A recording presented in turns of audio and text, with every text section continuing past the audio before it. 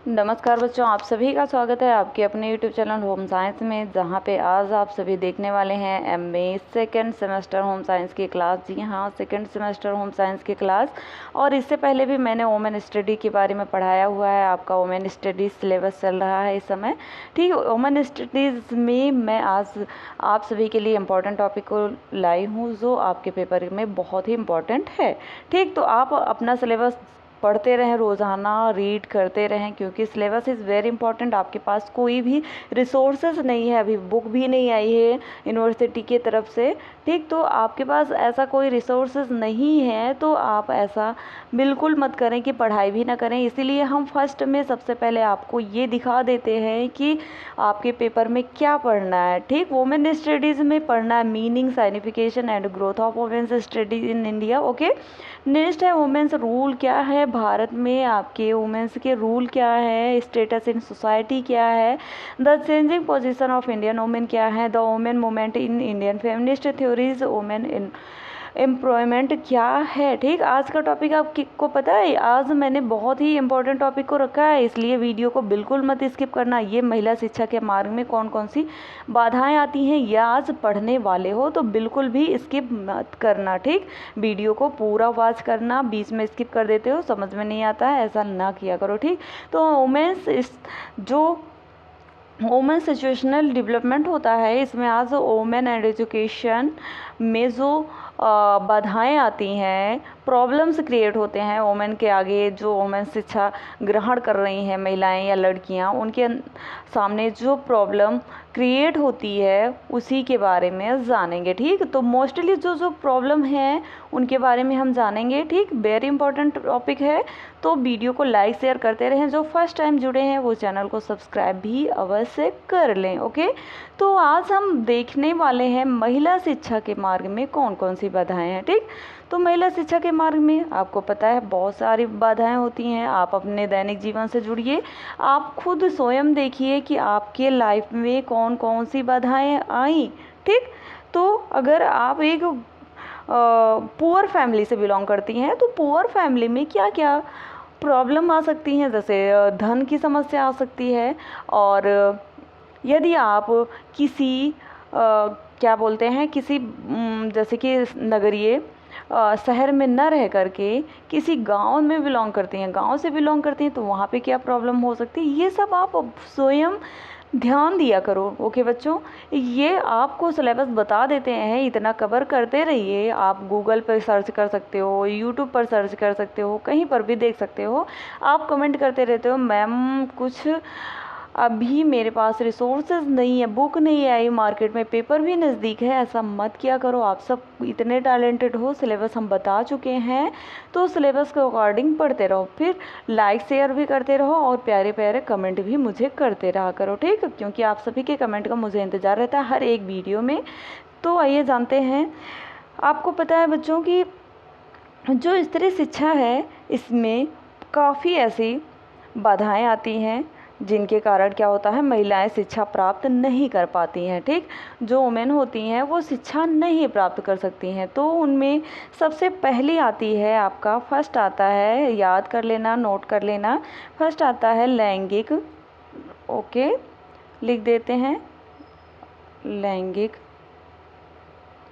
भेदभाव। ओके, जो लैंगिक भेदभाव है इसमें जैसे कि आपको क्या होता है, लैंगिक भेदभाव में क्या होता है, आप सब कमेंट में करते रहिए। जैसे ये लड़की है और ये लड़का है, तो लड़की लड़का में जो डिफरेंटेड टॉपिक होता है, डिफरेंस बताया जाता है कि ये नहीं कर सकते, ये नहीं कर सकते, तो लड़कियों को सिर्फ घर में ही रहना चाहिए, ये आपका लैंगिक भेदभाव में आता है। ठीक, नेक्स्ट आता है, सेकंड आता है, नोट करते रहना या फिर दोबारा रिवीजन करना पड़ेगा, ये बहुत इंपॉर्टेंट है, आपके पेपर में ज़रूर पूछा जाएगा। महिला शिक्षा के में क्या क्या मार्ग, महिला शिक्षा के मार्ग में कौन कौन सी बाधाएं आती हैं। तो सेकंड आता है पारिवारिक परंपराएं।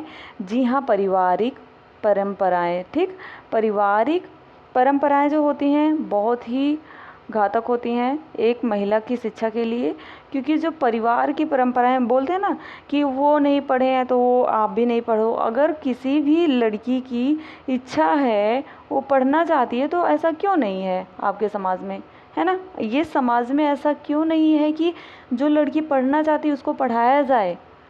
तो ये भी आपका पारिवारिक परंपरा के अंतर्गत आता है। ठीक, नेक्स्ट आता है आपका थर्ड आता है। थर्ड याद कर लेना, थर्ड में आता है कि बाल विवाह, वेरी क्रिटिकल है। बट आपके कौन थे जो जिन्होंने बाल विवाह प्रथा पर दहेज प्रथा बाल विवाह पर रोक लगाया था। आप सब कमेंट करते रहिए, कमेंट करिए कि बाल विवाह पर किसने रोक लगाया था। आप मुझे बताइएगा जल्दी से। जिसको नहीं पता है वो कमेंट में ये भी लिख सकता है कि मैम मुझे नहीं पता है। इसमें कोई शर्मिंदगी नहीं है।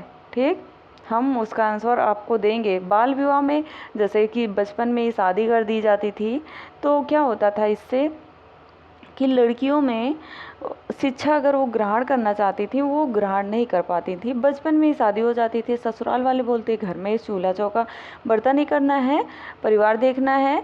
पर आपको पता है, होम साइंस पढ़ रहे हो आप सब, बाल विवाह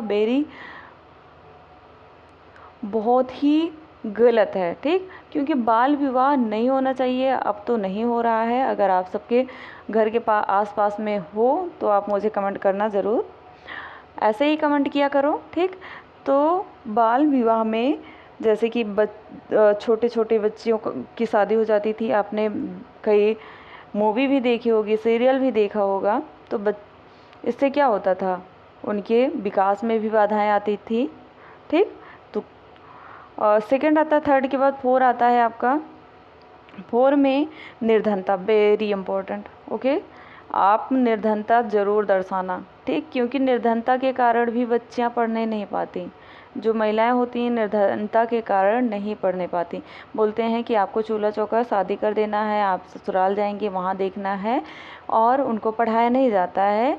जबकि वही इनकम जो रहती, कहते हैं आपके भाई पढ़ लें तो भाई के लिए खर्च किया जाता है, जबकि बहन के लिए नहीं किया जाता, लड़कियों को नहीं पढ़ाया जाता है।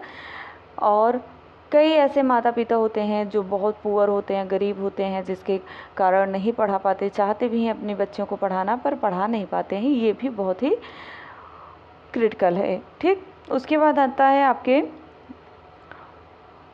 पर्दा प्रथा। ओके, ये पर्दा प्रथा, ये कौन सा है, 5 है ना। तो पर्दा प्रथा भी नोट कर लेना। पर्दा प्रथा में क्या होता है, पर्दा प्रथा के कारण भी जो महिलाएं होती हैं वो शिक्षा नहीं ग्रहण कर पाती हैं, क्योंकि उनको घर से बाहर नहीं निकलना रहता, निकलती हैं तो पर्दे में निकलती हैं। तो ये भी बहुत ही गंभीर कारण होता है। फिर उसके बाद 6 आता है। 1 मिनट बच्चों, आप सब नोट करते रहना, क्योंकि मेरे पास भी रिसोर्सेज है जो यूजीसी नेट का है, टीजीटी पीजीटी का है, उसमें है। तो वहाँ से हम आपके लिए प्रश्न बनाते हैं। ठीक, आपके सिलेबस के अकॉर्डिंग पढ़ाते हैं। अगर हम वहाँ से आपको जो प्रश्न है कॉपी करके देते हैं तो आपको समझ में नहीं आएगा, इसीलिए हम आपके सिलेबस के ही अनुसार पढ़ा रहे हैं। तो आप नोट भी कर सकते हैं। ठीक, तो पर्दा प्रथा में उसके बाद आता है सामाजिक जो सोसाइटी होती है ये भी बहुत ही खतरनाक होती है, ये महिलाओं को नहीं पढ़ने देती। उसके बाद आता है आर्थिक पहलू जैसे निर्धनता, मैंने बताया था आर्थिक पहलू भी कहीं ना कहीं महिलाओं को पढ़ने के लिए नहीं देती। ठीक, आर्थिक कारण भी होता है जिससे महिलाएं नहीं पढ़ पाती हैं। ओके, आप सब सोच रहे होंगे मैम कैसे लिखती हैं। सॉरी बेटा, इस पे ऐसे ही, अभी एक्सपीरियंस कम है, लिख नहीं पाते। फिर उसके बाद क्या होता है आपका आर्थिक पहलू के बाद घर से विद्यालय की दूरी। ठीक, ये घर से कई मैंने बता चुके हैं, आप टोटल करके लिख लेना। घर से विद्यालय की दूरी होने के कारण भी क्या होता है, लड़कियों को पढ़ाया नहीं जाता। ठीक, की दूरी, जिसके कारण कहते हैं लड़कियां हैं, रास्ते में कुछ हो जाए उतनी दूर कहाँ जाएंगी पढ़ने। ठीक, ये भी कारण आता है। इसके उपरांत एक कारण ये भी आता है कि जो महिलाएं होती हैं, लड़कियां होती हैं, उनको पढ़ने के लिए जैसे कि जो लेडीज़ शिक्षक होती हैं, महिला शिक्षक का